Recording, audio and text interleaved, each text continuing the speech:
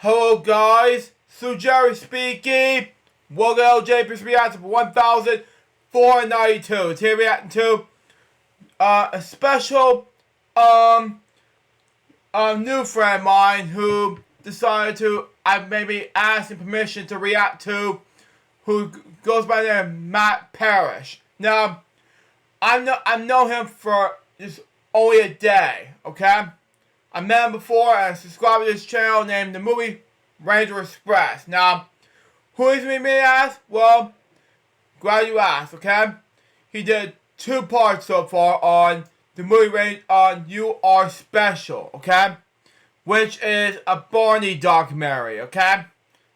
Which is on the history behind Barney and Friends from 1988 up until 2010, okay?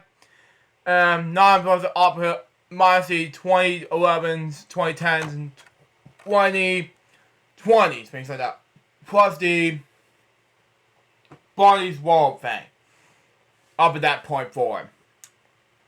So far, currently, I'm going to close this up. Anyway, he has about 2 videos on the You Are Special video.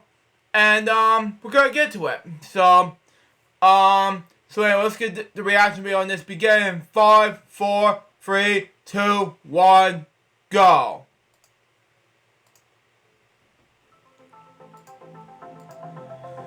Anyway, Ranger Matt presents Express. Excuse me. Anyway, no, presents. Anyway, Express. Anyway. Wow.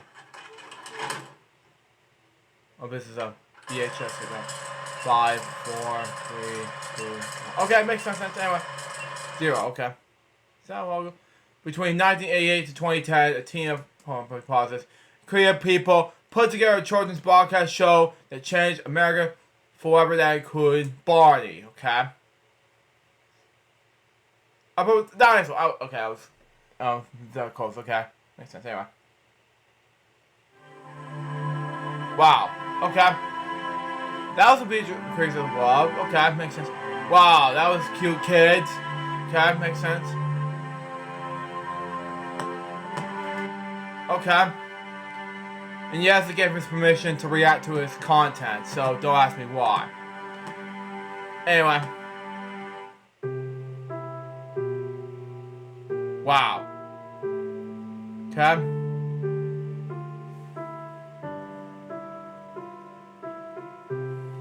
Okay. Won't you say you love me too? Anyway. Wow. Wow. So much love going on, okay? If you look back at my second channel, you know what I'm talking about, okay? Wow. So much pressure on Barney, okay? Wow. Hold on. Kids for character, and so much Barney pressures. Okay, makes more sense. Anyway.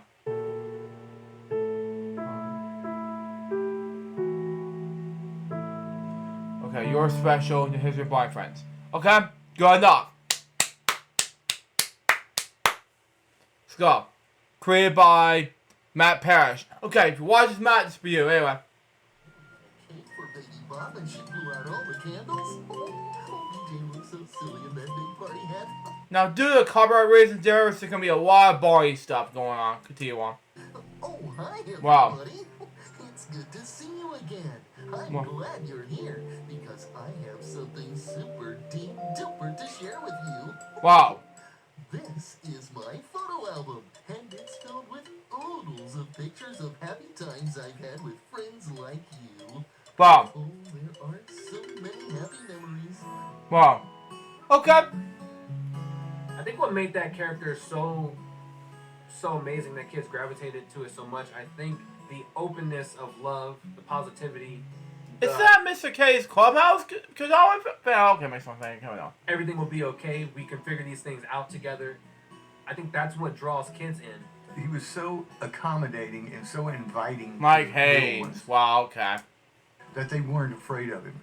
And the voice, it was just so inviting and fun, a character voice like that.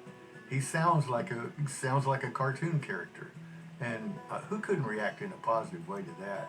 Uh-huh. You know, he's just Exactly. fascinated. Hey, come on, kids, let's go. You know, Let's go. everybody- Mhm. You know, they're right into it. You know.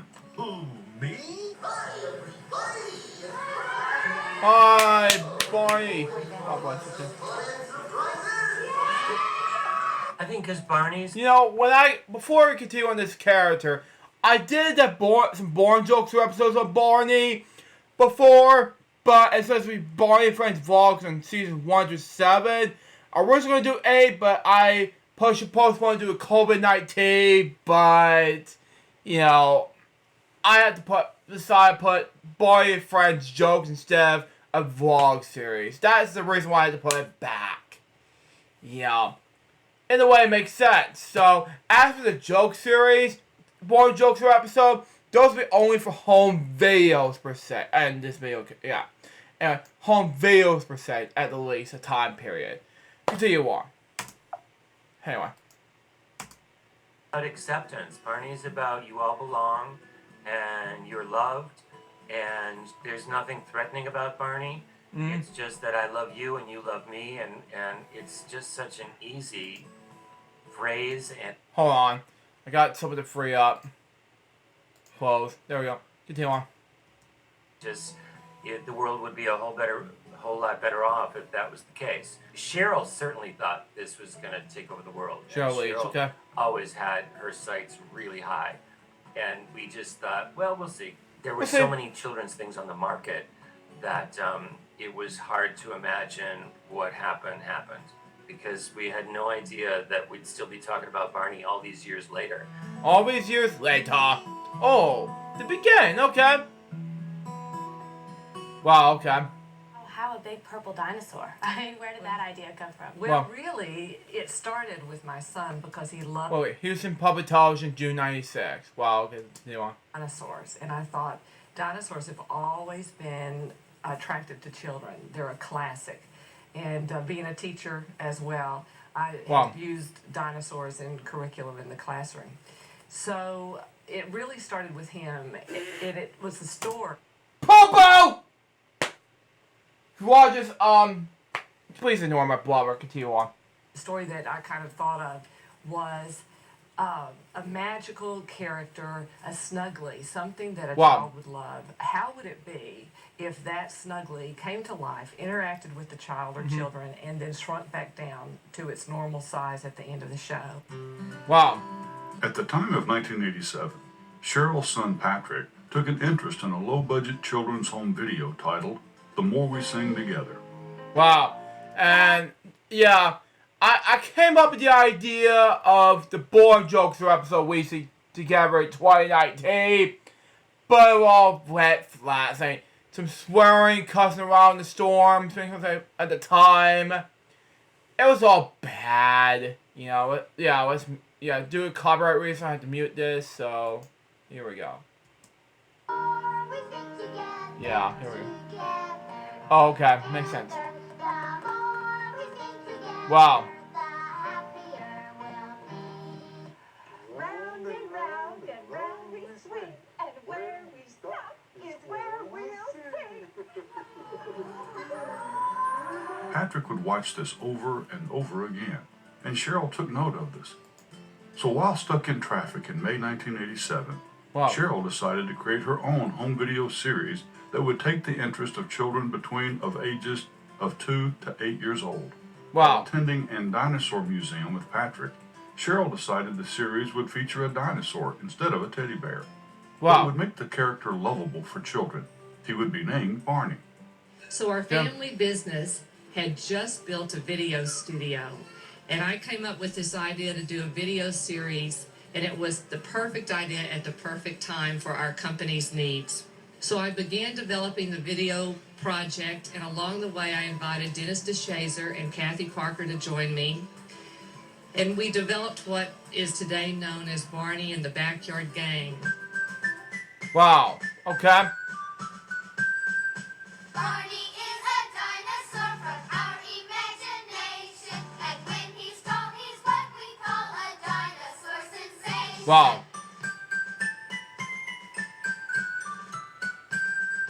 Barney lives with my Okay. along with her big sister Lucy. Jason is in Barney's club and Adam has a ticket, but Mom has never seen him 'cause she doesn't know our secret. Barney comes to Wow. play with us whenever we may need him. Barney can be your friend too if you just make believe him. Dick called me into his office one day and he said, sure, Pat Rear. Okay, makes sense anyway. written these treatments, but she was not a professional writer. She'd never done anything like this before. It was mostly just, it was very rough sort of treatments he gave to me. And he said, take this and make something filmable out of it. I Okay. was an assistant director on the original 3. Richard Leach, Richard and his wife Rose were on a cruise ship that Stephen and I were on. And long story short, we became fast friends and Wow. went to visit them in Texas, and we had dinners with them and Wow. all kinds of social gatherings. And then we got a phone call from them saying, we've got this idea for a children's video series. Will you come and work on it? I used to be in a comedy Wow. rock and roll band, and I got a Wow. call from Stephen Bates. They needed an original song, and Stephen at that time was just an arranger, pretty much. Wow. And he knew that I wrote children's songs and I wrote a children's musical. He called me up and said, "Do you want to write a song for something called Barney the Dinosaur?" I wrote "Friends Are Forever." To sell it, we need a celebrity attached to it because they're not just, there are so Wow. many children's videos on the market. We need help by having that to sell. And our number one choice was Sandy Duncan because we knew she's a mom and she's Wow. Even though I talk about a Boring Jokester 3 different times in the Boring Jokester series on my Rumble account, go check it out. But, you know, that would be the difference. But this is a more different sense. But, yeah, that's just me. Continue on. in dances and she's, you know, all American and she's in the Wheat Thins commercials and everybody's very familiar face. So it turned out that the writer's strike happened in Hollywood at the time. Wait. Writer's strike? Oh my god, this is make more sense. I don't know what happened. It happened in last year, but wow. Continue on. Sandy said yes, and also because she was from Texas, so she was going to get a visit in with her Wait, family. she's from Texas? Let me see that.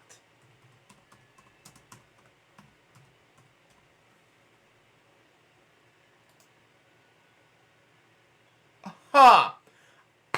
I was doing Boring Jokester 3 different times.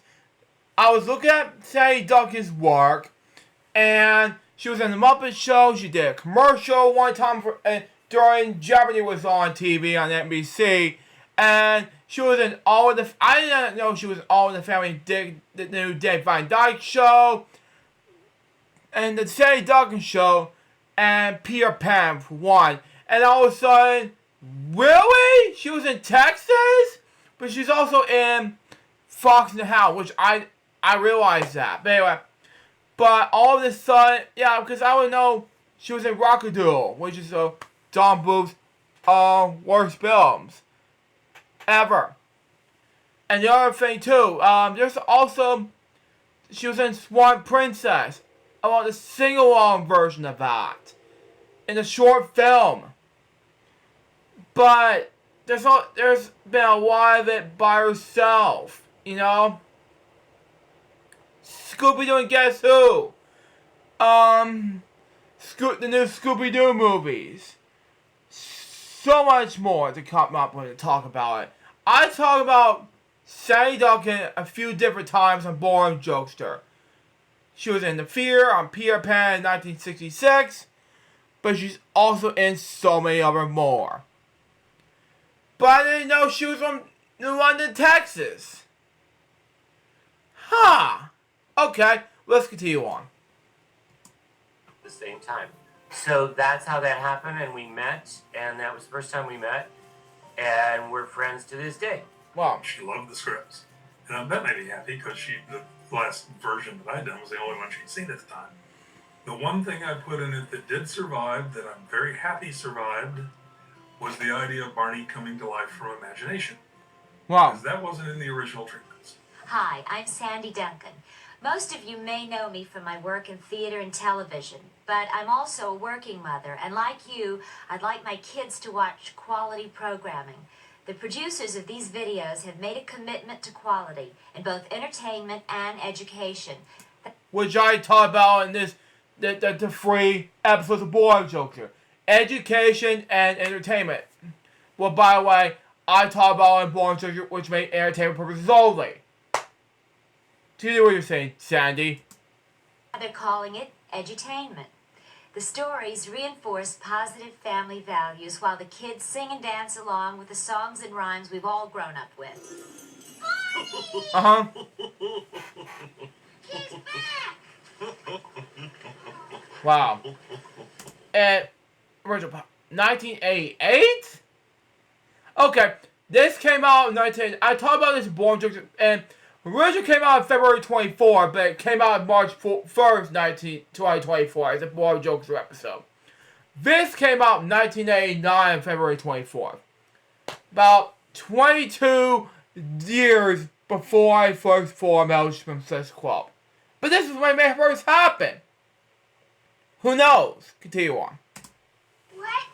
I mean, who are you? This is our friend Barney. He's a dinosaur. But dinosaurs aren't real. This one is, and he's very friendly. And he loves kids. Let me see, before we actually begin. Let me go ahead and calculate real quick. If it's 17 or 18, 22 or 2018, I don't know. Let me see. I'm not opening this up again. Sorry. 2007. Take away 1989. I was 4 numbers off. It was 1980. No, it was 18. Sorry. Continue on. These are our friends Adam, Jason, and Lucy. That's Tina. She's my little sister. Would you like to give me a hug? I'm nice and soft. And then say that possible. Oh well. We'll just try anyway. It's okay, Tina. You know, it makes sense. If you look back at my Boring Jokes episode on A Day at the Beach, I said basically about this Horuga, and I'm like, Oh, hell is that? oh, Tina. Anyway, wow. Oh, Michael, look what I've been. Oh yeah, if you look that video, I talk about in Boring Jokes per se, the blonde version of Jem Lair. Continue on. Barney the dinosaur. Wow. This all makes sense. Yeah. Episode 24, Boring Jokes, ladies and gentlemen. Yeah. Anyway, this all makes sense to celebrate 45 years of Barney. But anyway. You love me. We're as happy as can be with a great big Wow. hug and a kiss from me to you. Won't you say you love me too? Wow. Have you come to help us? What's wrong? 3 wishes. Saturday, and we don't have Wow. anything to do. I know of a wonderful place where the sun shines Oh down boy, on here we the go. thick green grass, and there are lots of beautiful flowers and trees, and the birds are always singing. Where's that? Your backyard. Oh. Jeez. That was just... I was talking about a Boring Jokes episode one time and I said, oh my god, is this you being so immature, Barney? But anyway, I don't know what I said in this Boring Jokes episode per se, but anyway, let's continue on. That's right here.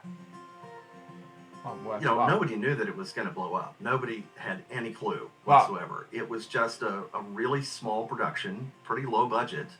But while we were doing it, we just had so much fun doing it that that it wouldn't have mattered if it had, you know, had only lasted 3 straight-to-home video kind of shows or not, because Wow. we just had a great time. And it really was like a family. You know, between takes, we used to play and just have a great time together. And, you know, those were really fun times. They really were. Of course, we had adults, we had kids, and we had all these, everybody crammed into a very small production kind of thing. You know, our soundstage was very small.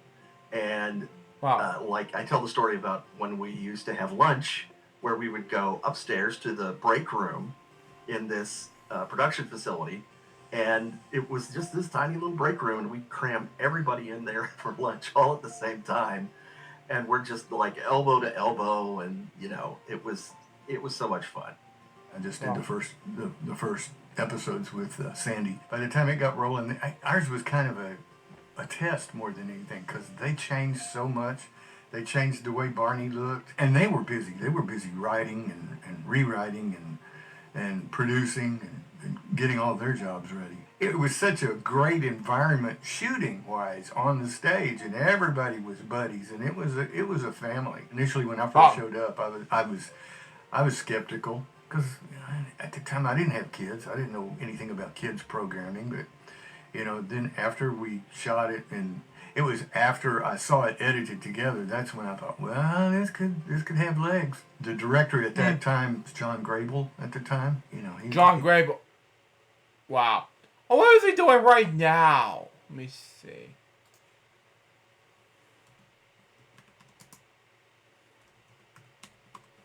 Yeah, I know Baby Swag Smith is now married. I understand that, but and she shared the same birthday as me.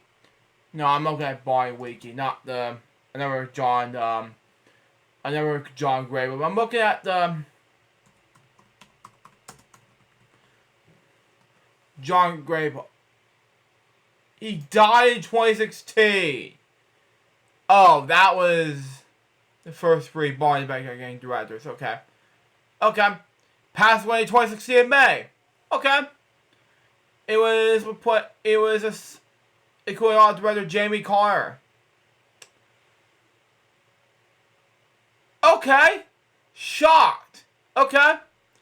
Well, move on. Continue on. Told us, he said, man, this is the easiest job I've ever done. Okay. John Grable calls me up and he says, please come in and talk with me about this project I want you for. Wait. Lori Harmon, script supervisor, anyway. CJ Cormack, and props manager. Anyway, continue on. Anyway. Is you to go in and hire and oversee their production of the puppet. And they had hired a costume shop called Irene Corey. Who now past 2010. Continue on. To do the puppet. I just remember, I think it was a pirate theme. Hold on. There being a pirate ship involved. I remember we shot it out of Color Dynamic. Hold on. Oh, it edited to in and hire and oversee their production of the puppet. And they had hired a costume shop called Irene Corey. Give me a moment. Irene Corey, hang on.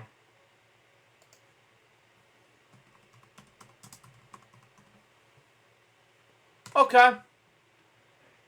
Yeah, I was right about 2010. Continue on. To do the puppet. I just remember, I think it was a pirate theme. I remember there being a pirate ship involved. I remember we shot it out of Color Dynamics, and I'd done some work with him as a cameraman, and Gwen Towell, who's their chief engineer, who's now the chief engineer at AT. Oh, Dwayne Towell. Let me see his name. Dwayne. I misspelled Dwayne wrong. Oh man, that is hard to find. Anyway, let's continue on. Stadium, dear friend of mine, got me on it. Barney and the Backyard Gang videos sold 50,000 copies. In 1989, Barney won a Parents' Choice Award for A Day at the Beach and made several public appearances. The creator of Barney was a marketing genius, I think. She had a degree in marketing, and she used it properly and wouldn't take no for an answer. Barney was the big one, and it was strictly due to her marketing efforts. He loves kids all over the world, sees a lot of kids because he goes nationwide from place to place, from store to store, but hospitals are his favorite. 1990 saw the release of 3 new home videos with many cast and crew changes, along with a new kid added to the Backyard Gang. The Backyard Gang is always looking for new members. Gee, it's great to have a lot of new friends. I didn't think Mom was sure come true so fast. It's the best Christmas present I could get. If you look back in episode 14 of Boy Jokester, you know what I'm talking about. I did this for periods of times, to make more sense saying, Rob saying like, No. When you say, you're an idiot, and joking, and things like that. It's trying to make more serious and jokes like that. Anyway, continue on. First, you roll your eyes. Then you shake your tail. And presto. Show us how. Whoa, wait, June 1990? One moment.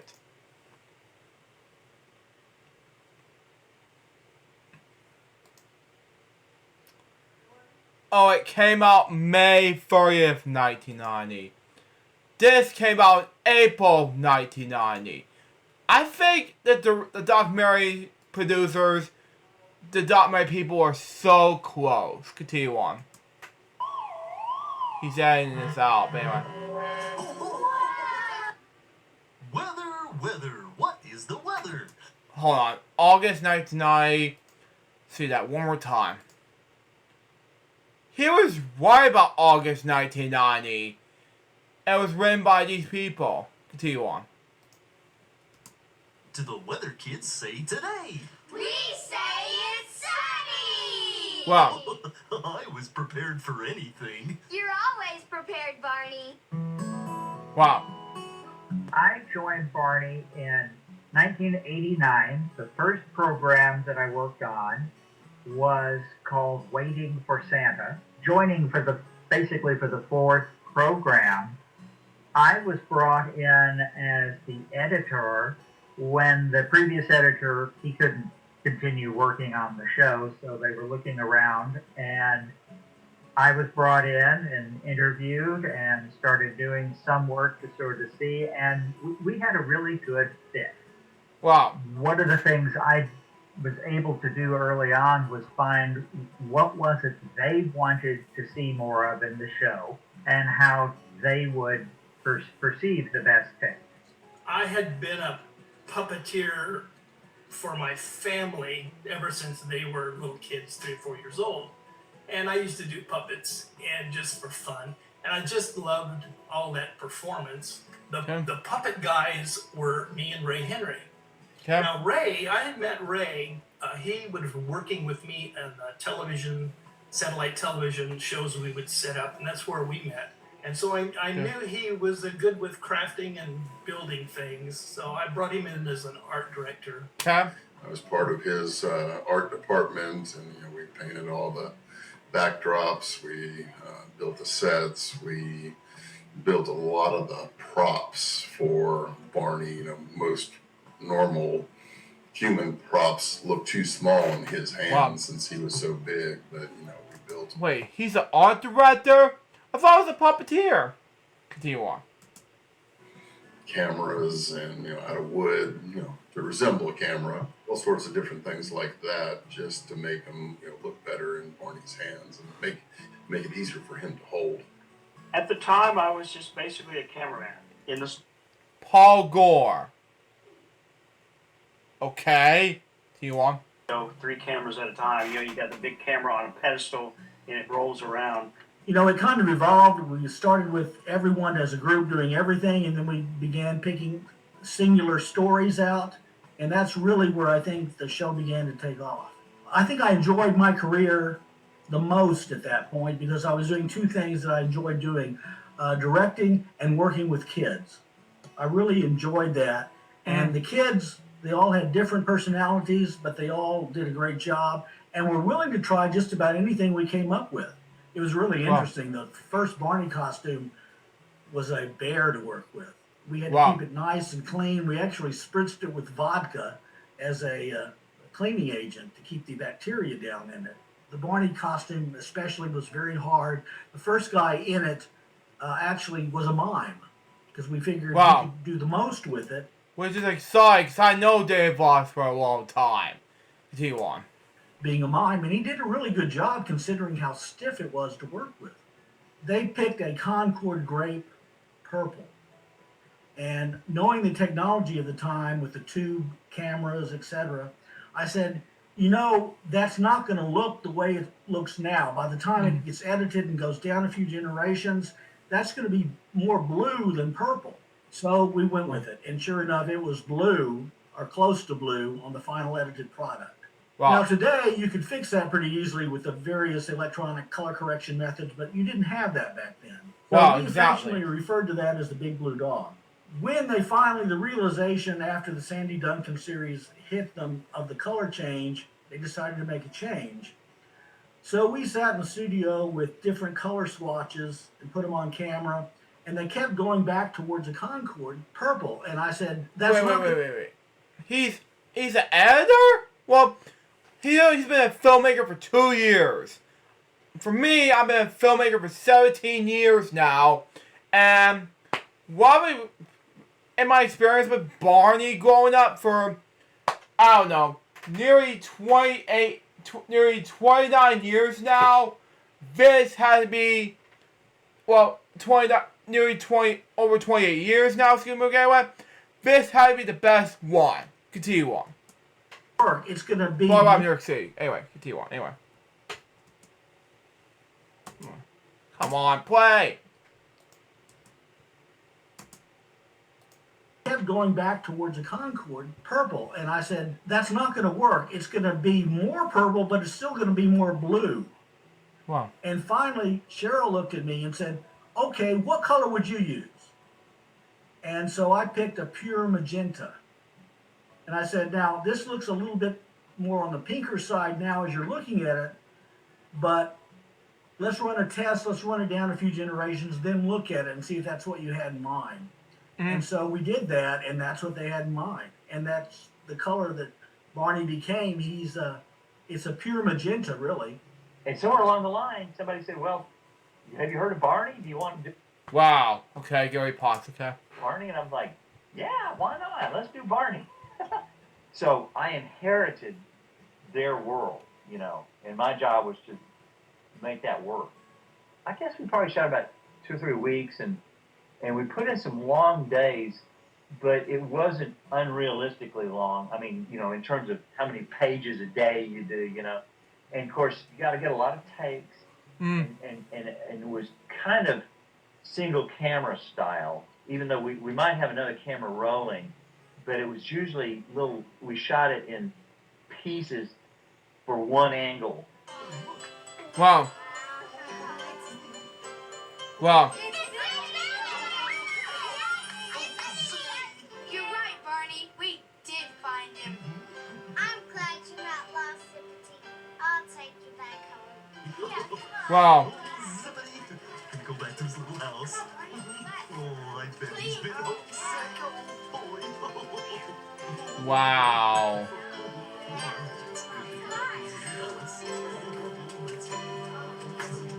Wow.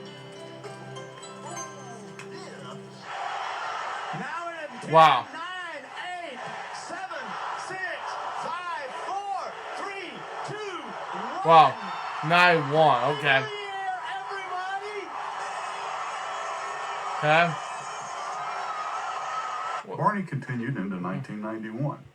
By now, a woman named Sloane Coleman joined the franchise and started Barney's birthday parties to help market the series. Sloane would later become Senior Vice President for stage tours and live events, with an up-and-coming gentleman who would later join the series in 2001, Kerry Stinson.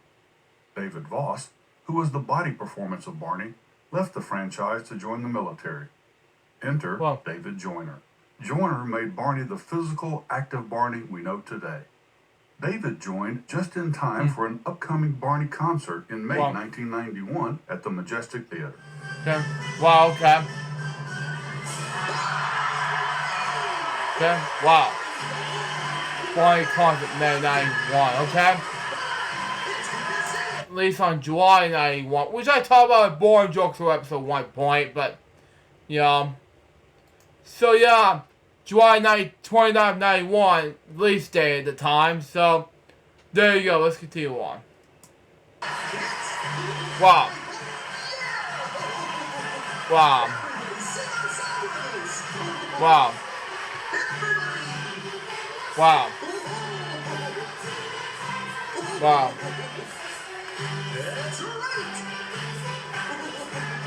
Wow.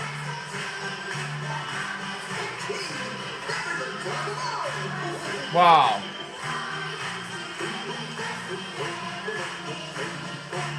Wow. We're gonna have so Yeah, makes a lot of sense now.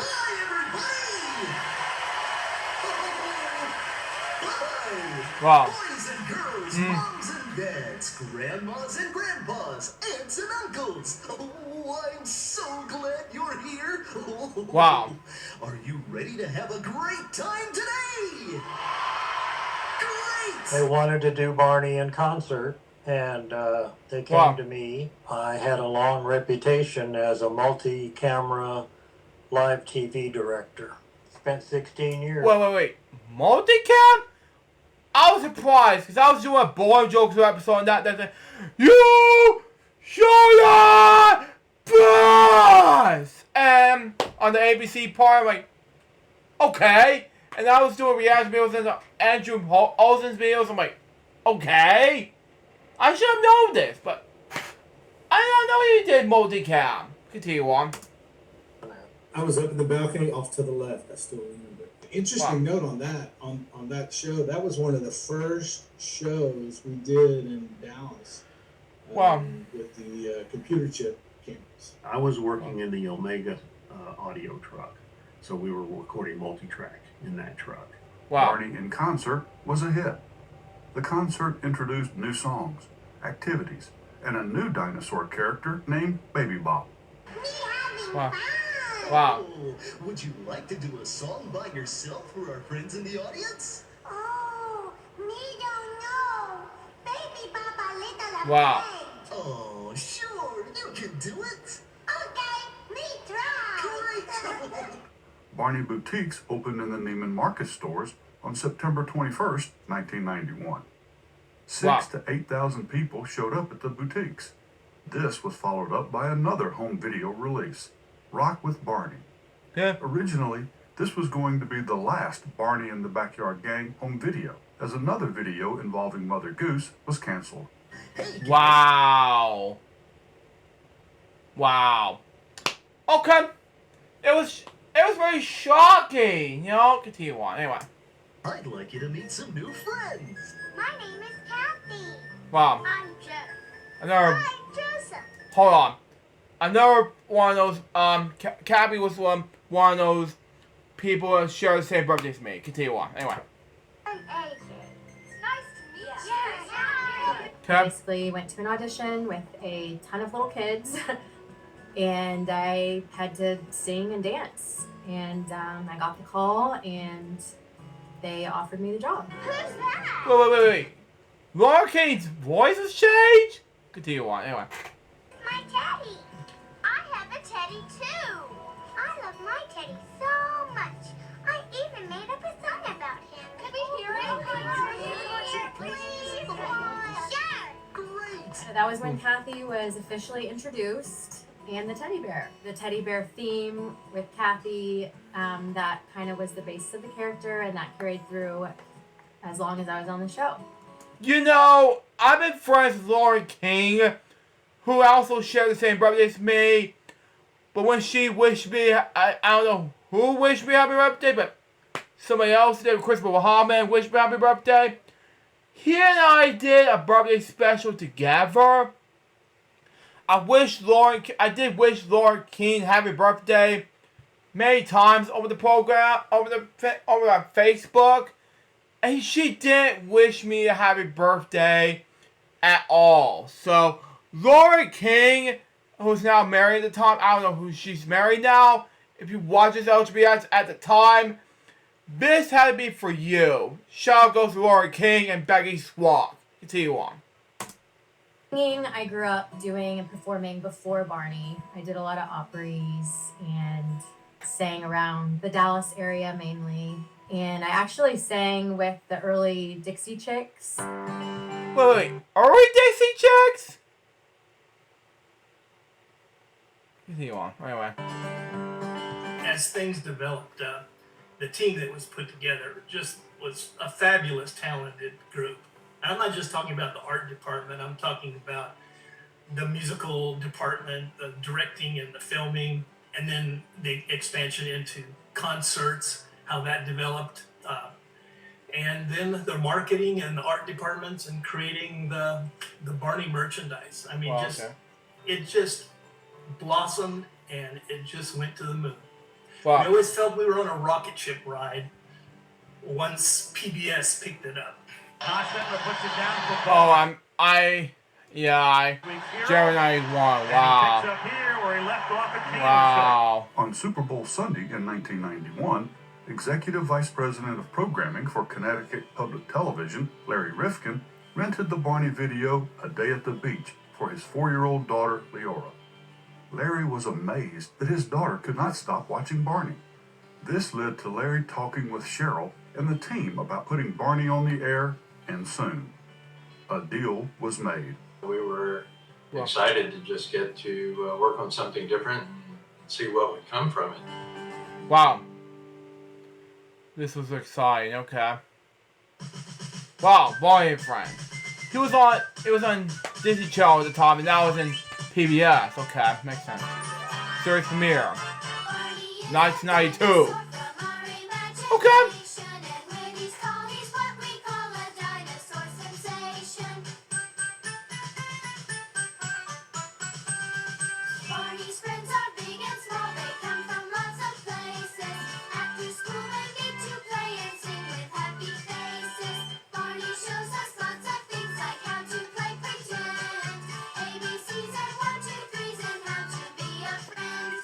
Wow. Wow.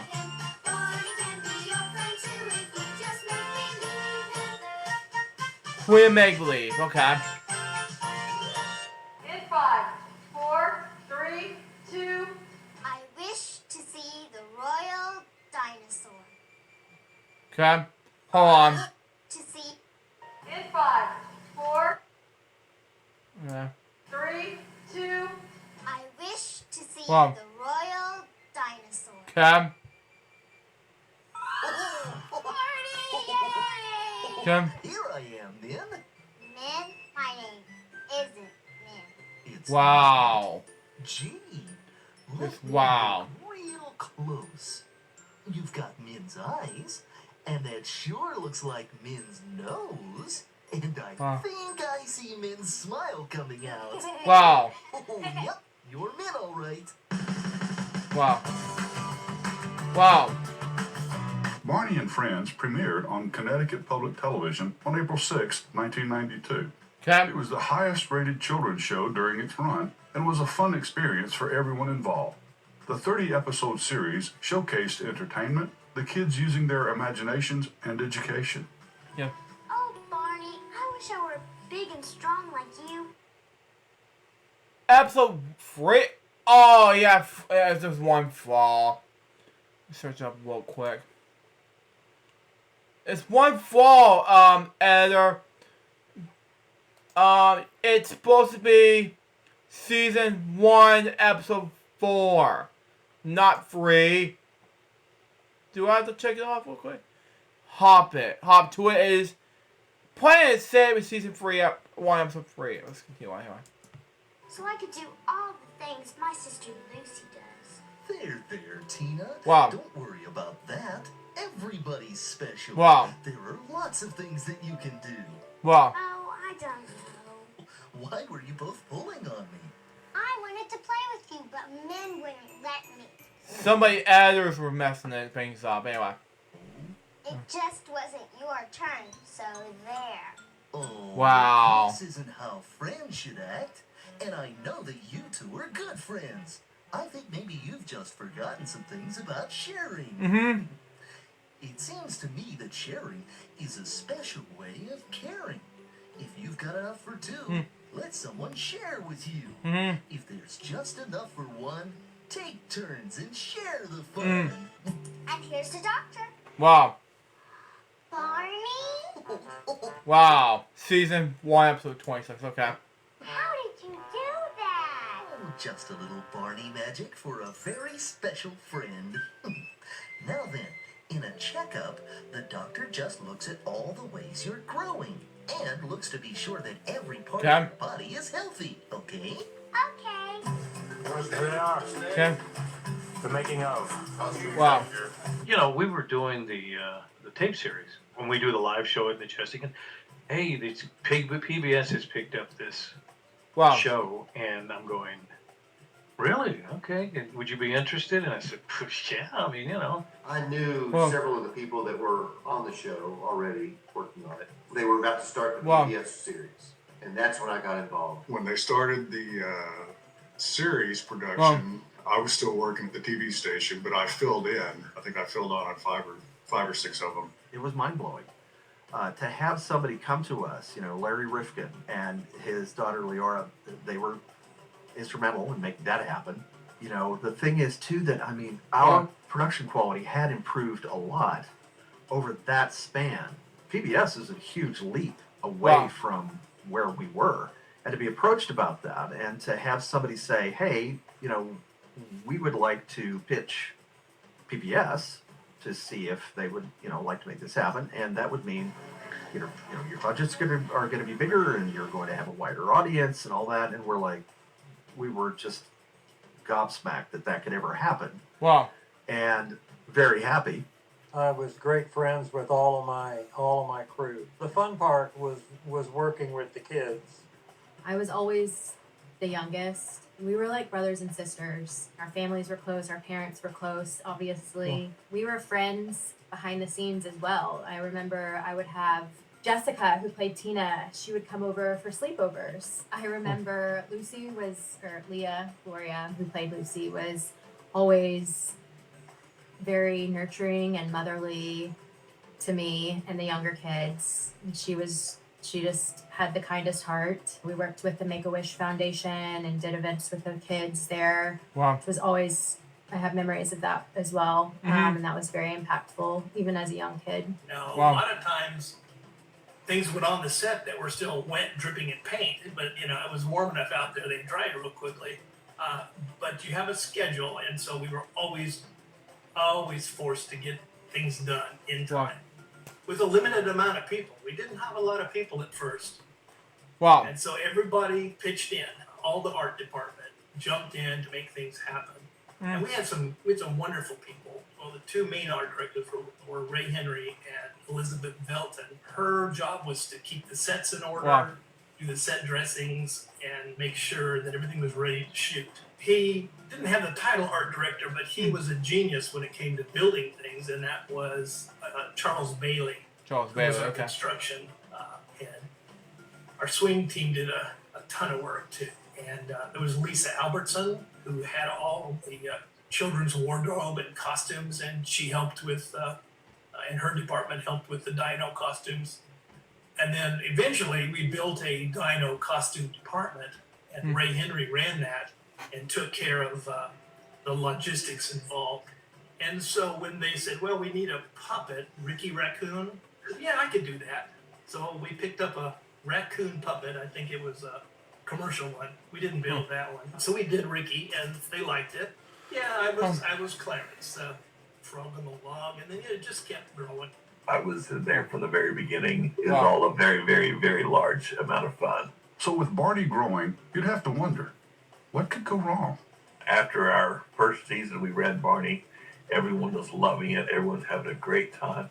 We're getting good news from it and everything. We had a wrap party at the end of the world, standing up, and we're waiting for, when are we going to start shooting again?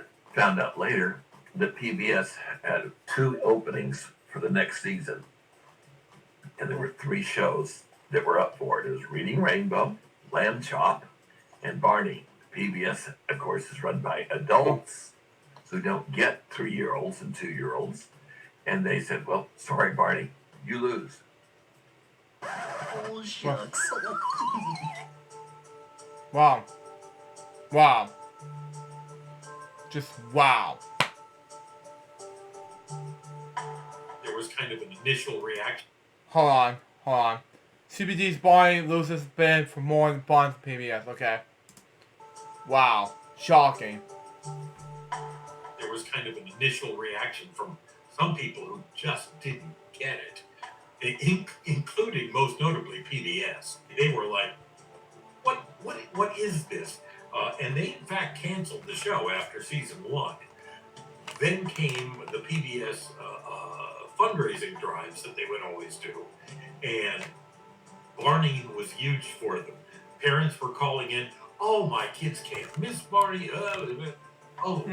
maybe we better not let them go. So we still had no idea how big it was going to get. Wow. Will you help us get ready for our fall festival? Festival? Oh boy, oh boy, oh boy, oh Wow. boy. Oh, I love parties. Stop! Wow. Go! Hi, Michael. Wow, what are you wearing? Oh, this is my school crossing guard uniform. Is that a real badge? Uh-huh. Oh, I would love to have a real Wow. badge. BJ is like one of those characters that was pretty in. Bottom Moorhead, okay.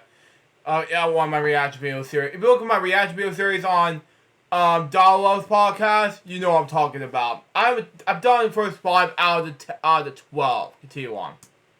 Like about like he's like cool and chill and likes to play rock and roll. I like to make music, so it's a good thing like they made a character about him. I think children know that the Barney programming is safe. I think they feel secure because it's nonviolent. They can trust the programming just as they trust Barney.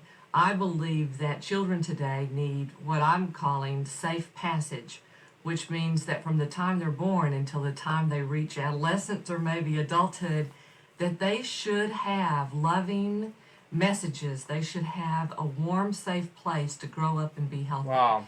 And I think that in many ways, the Barney program goes in part to provide such a place. On your marks, get set, Wow. Toys, videos, and merchandising were exploding. Barney's publishing department developed, which led to several Barney books. I said I moved to Texas like in 81, 82, and I was working in the commercial studios in the Dallas area. Around, I think it was 83 or 84, I found a position at a publishing company. And so that publishing company was in Allen, Texas, and that company was owned by Mr. Richard Leach. Okay. Developmental Learning Materials, DLM. And so really I was hired to be their full-time studio photographer. And Wow. so I left that job in 87. 1990, got a call from Mr. Leach, and he says, Dennis, going to be introducing a big program for his Christian market. Tricia Legault is probably the key person that was probably responsible for me coming back or getting me back, I guess. And then all of a sudden, what's this purple dinosaur thing? The Backyard Gang thing, that was being produced in Allen, in the same building that I was working in. Because I was just doing stills for them. Where I had probably most of my time with Barney was in the publishing area, all the children's books. So they're graphic artists, and they would design the book, and then we'd get together and we'd then produce it together. Barney goes to the fire station. Barney goes to the police station. Went to the zoo. Barney goes to the zoo. It just became books, a variety of books. I went to school for a degree in advertising design, and I was working in the advertising field. And I had a friend who had a creative placement service, and he knew that I liked to draw. So one day he called me up and he said, "Hey, I know you like to draw, and there's a job available that I think you might be interested in." And he's told me about the Barney TV show and said that they were launching a publishing division, a children's book division. Oh, wow. Okay. I read one of the books about Joseph Perez during bedtime stories. Look back at one of my books one time, it makes sense. Continue on. And he asked me if I would be interested, and I was like, I don't know. I just, I really wasn't up to speed on Barney and everything, and I guess it was just like the second year after he had launched, and this was '93. I said, well, what the heck, I decided to go in for the interview, and I stayed up all night, and I worked up some sketches of the characters. Went in the next morning, and I met with Tricia Legault. And she said something, and I just cracked up laughing, and she said, "That's what I'm looking for. I'm looking for somebody that can laugh, that can have fun." And I guess that's what persuaded her to hire me. And that was the beginning of my time with Barney. It just gives me chills every time that I remember all this, because it was one of the best jobs we all had, being in that environment and loving what we did. When we were at the U.S. Data Building, we were on the 14th, 15th, and 16th floor. And being creatives, they let us dress in jeans and, comfortable so we could be creative. So it was my first job. I was, low person on the totem pole. I was doing production for the Color Dynamics and the whole umbrella company. And Barney they were just doing the first 3 videos. Wow. And the couple of times I got to wear the costume for a couple investor meetings. The original purple one. It was like the best job you could have. And we had a lot of fun. I mean, it was frustrating too, but it was a lot of fun. We had met a lot of great, people and designers. It was neat. My specialty is running a crane, a jib arm. And I was the first guy in Texas to run one back in the mid-'80s. They wanted to get these high-angle sweeping shots, and you couldn't do it with a handheld. I came on the set, and it was a set that was basically, probably 30 by 30, maybe 40 by 40. In the early days, when we were all still in Allen, they would get letters. The producers would get letters from people, from fans, and from families of the kids that were big fans, and they would either make copies of those and send them to us, or just tell us what they said. Of course, they always protected the person's identity. They never said who it was, but they would talk about some of these good experiences that had been had, and we were all very awestruck, I would say, that Barney could have such a positive influence in so many people's lives. At the peak of everything, conversations were happening about doing a live show in New York, along with a home video production. Wow. Very exciting stuff. Which is amazing. Even though, number one, I did talk about 2 episodes ago, couple episodes ago, Born Joker episode number 34. And it was amazing because I love the concert show, Born in New York City, and this is one of my first Christmas presents. Makes more sense. Continue on. Oh.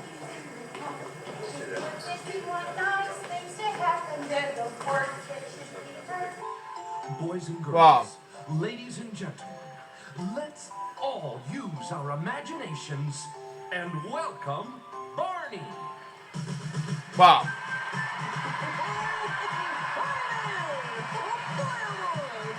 Wow.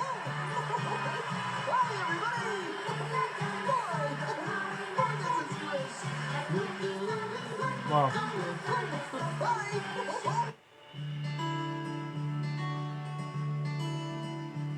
Technically, it's a Broadway theater. Wow. So, that was on my bucket list, someday do a Broadway show. So technically, it's not really a Broadway show, but played a Broadway house. And so, there's that. And then there's just that particular theater, which is, just filled with history and so many amazing shows there, and the Rockettes, and just everything about it. We had so many great experiences just doing the production itself, but the crowds were the best part because they were absolutely perfect.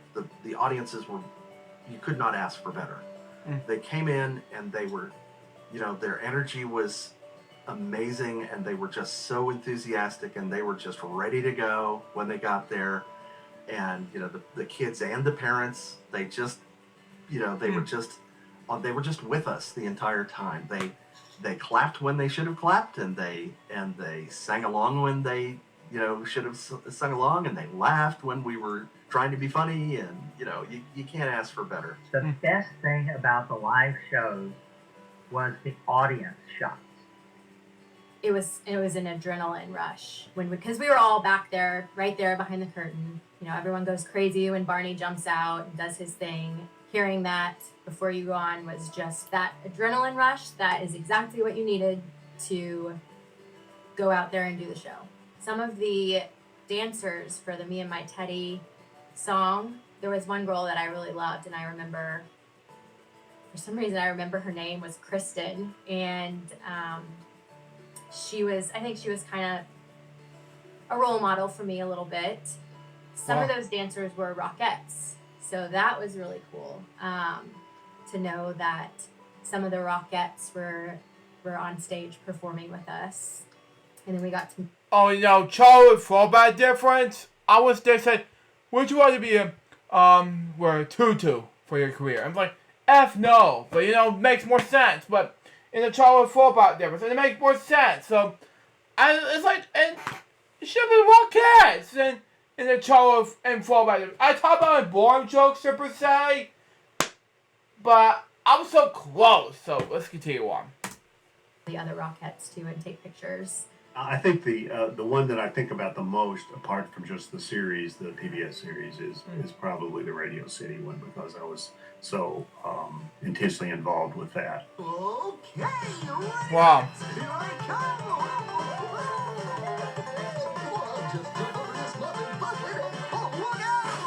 You know something?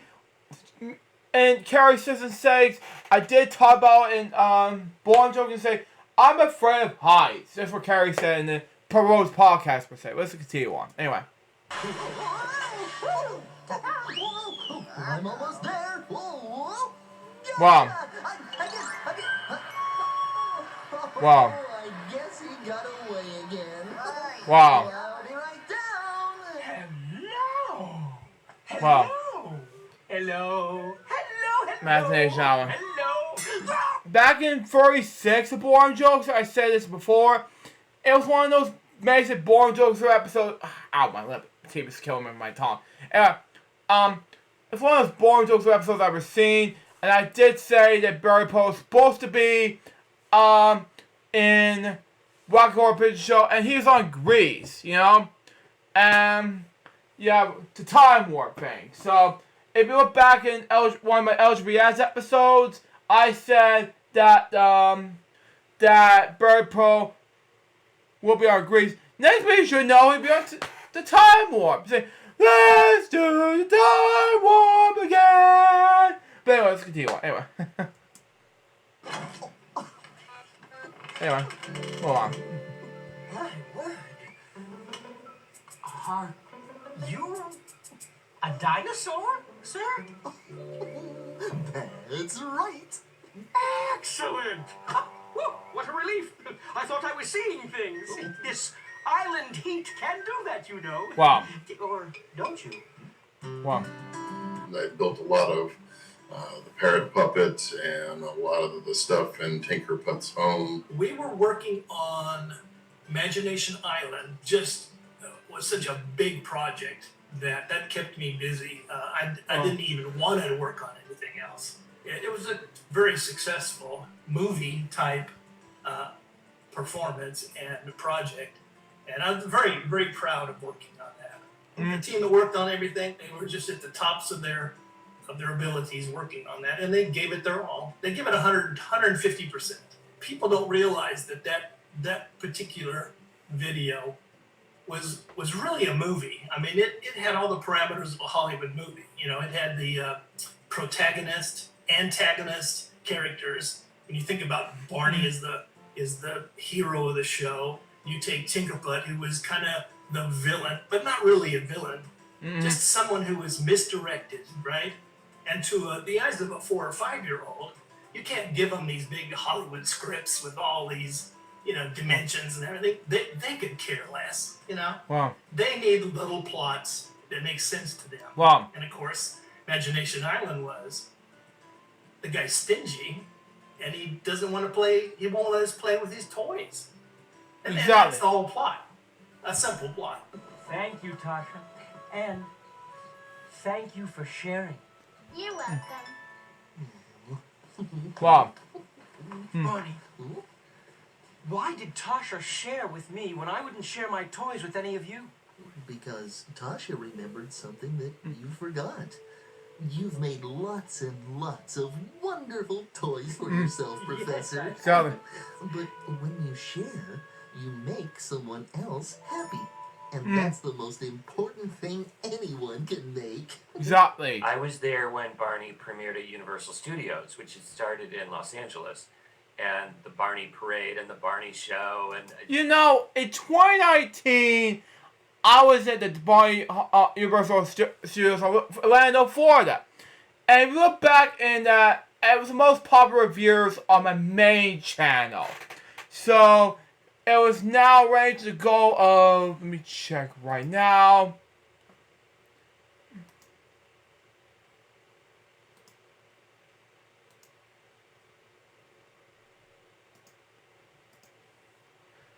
51,144 viewers as I'm watching this right now.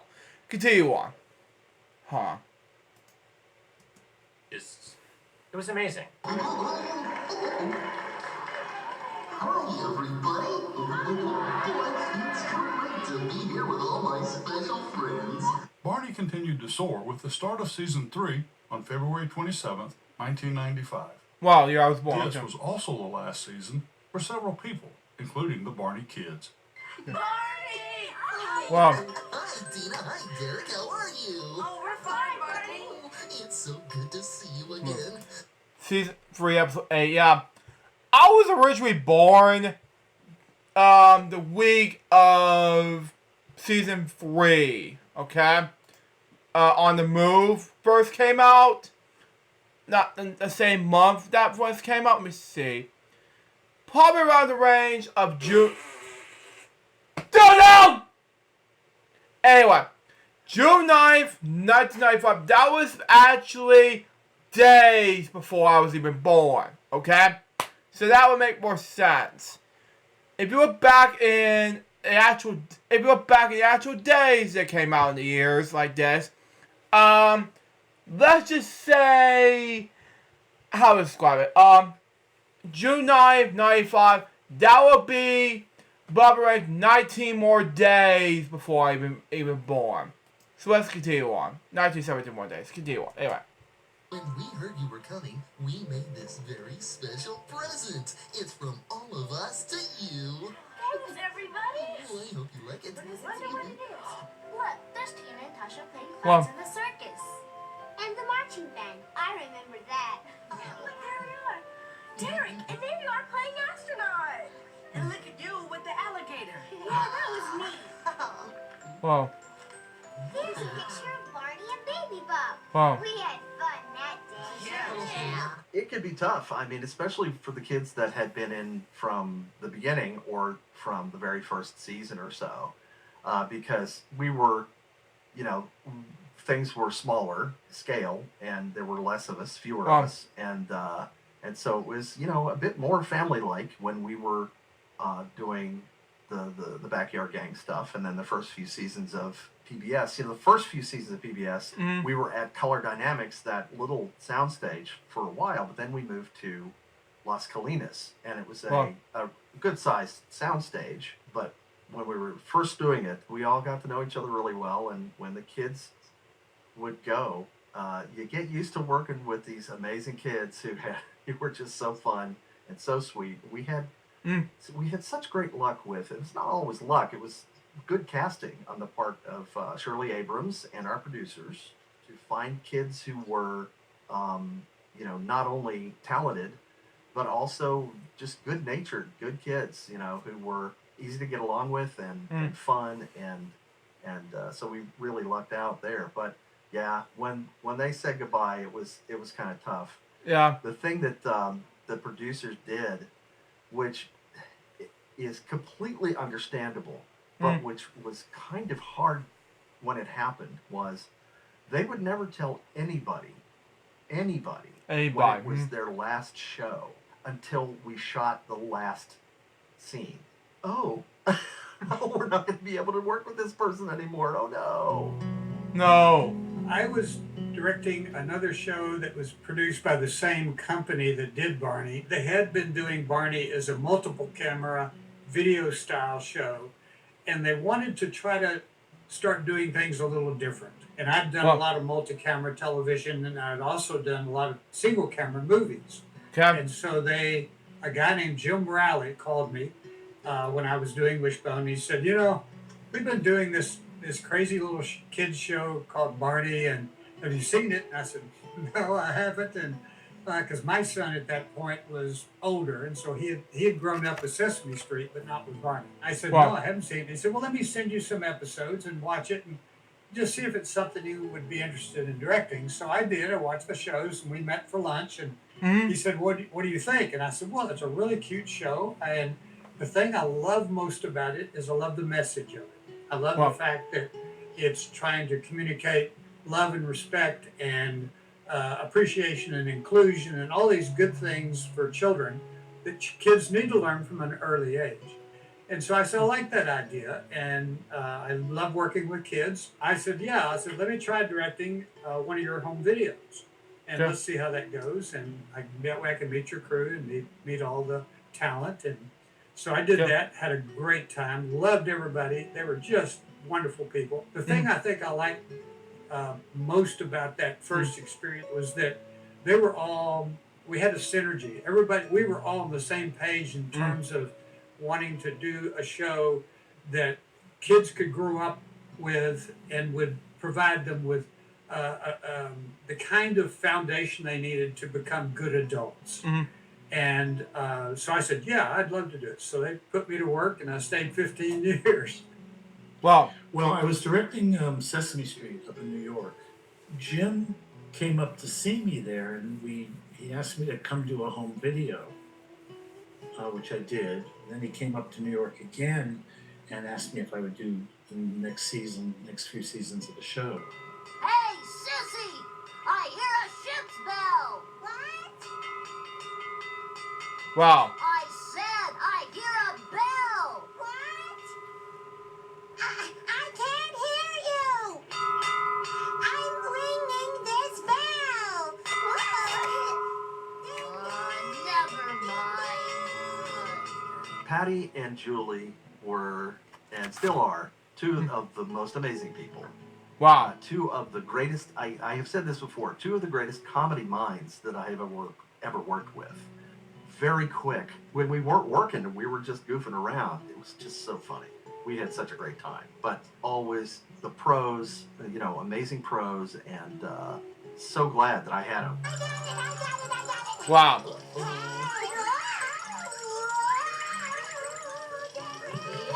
That's my little sister. I can't lift it. Oh, Wow.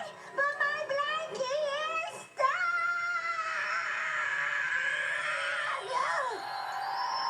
Wow.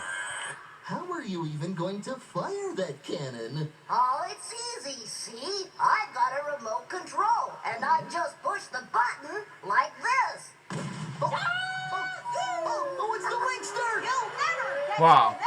Oh, yes, we will. Follow that Wingster! Stay tuned. You misspelled two wrong. TUNED. Something like that. For scenes for part 2. Okay. Move on. So when I signed on, it was for episodes as well as, I think it was 3 or 4 home videos.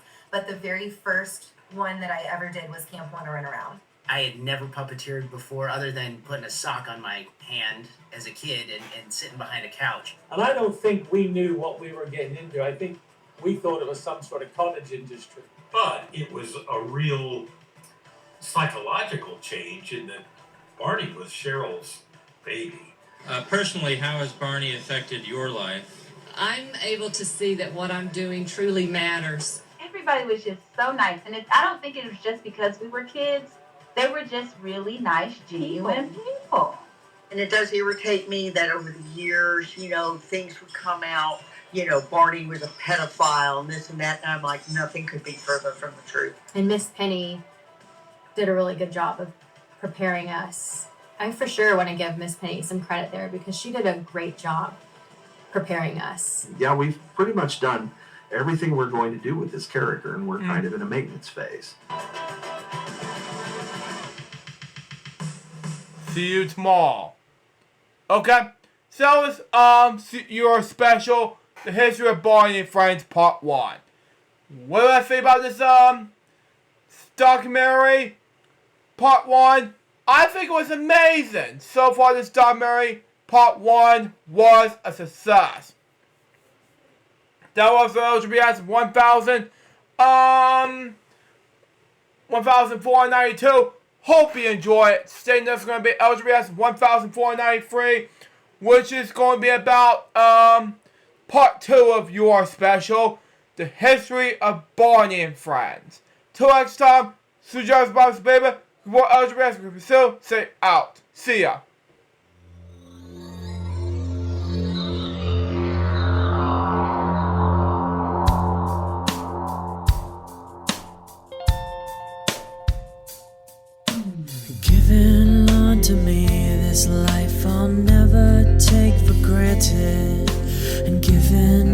the time I failed to really understand it.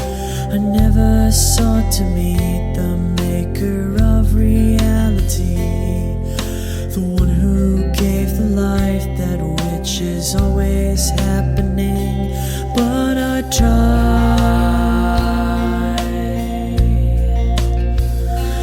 all the time.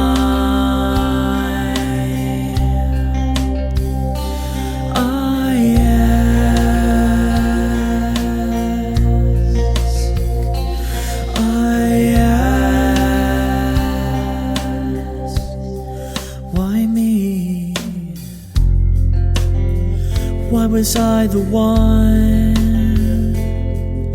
to see things as I do under the moonlight and the sun? Perception is the question and the giver holds the key. But the only worth I've ever found was in melody.